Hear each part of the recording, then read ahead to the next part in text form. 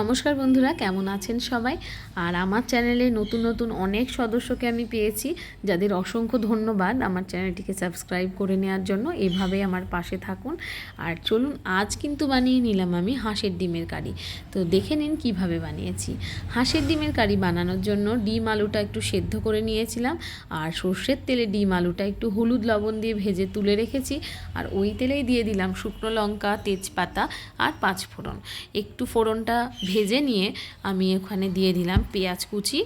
আর আমি এখানে দুটো বড় সাইজের পেঁয়াজ নিয়েছিলাম, যার মধ্যে অর্ধেকটা পেঁয়াজ আমি ভেজে নেব আর অর্ধেকটা কিন্তু আমি বেটে দেব। সেই মশলার মধ্যে নিলাম আদা, রসুন, কাঁচা লঙ্কা, জিরে, ধনে আর সে অর্ধেকটা পেঁয়াজ সমস্তকে একসাথে মিক্সিতে পেস্ট করে নিয়ে মশলাটা আমি দিয়ে দিলাম সেই ভাজা পেঁয়াজের মধ্যে। আর একটু নাড়াচাড়া করেই দিয়ে দিলাম টমেটো কুচি দিয়েও খুব ভালো করে মিশিয়ে নিলাম মশলার সাথে।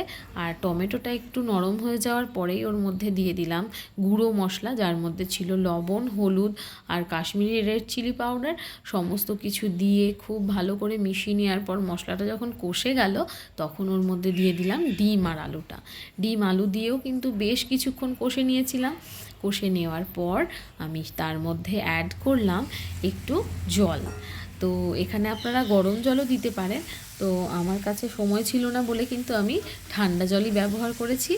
তো জলটা দেওয়ার পর একটু ফুটিয়ে নিলাম। ফুটিয়ে নিয়েই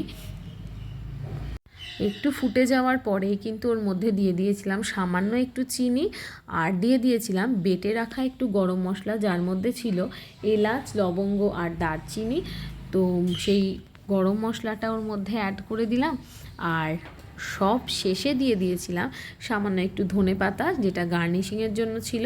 আর ডিমের টেস্টটাও কিন্তু ধনেপাতার জন্য খুব টেস্টি হয়েছিল খেতে। তো এইভাবে আপনারাও বাড়িতে বানান, দেখবেন খেতে দারুণ লাগবে। তাহলে কেমন লাগলো অবশ্যই কিন্তু আমাকে কমেন্টে জানাতে ভুলবেন না। আর ভালো লেগে থাকলে লাইক, কমেন্ট, শেয়ার এবং সাবস্ক্রাইব করে দেবেন। তো আজকের মতো টাটা, ফিরছি নতুন রেসিপি।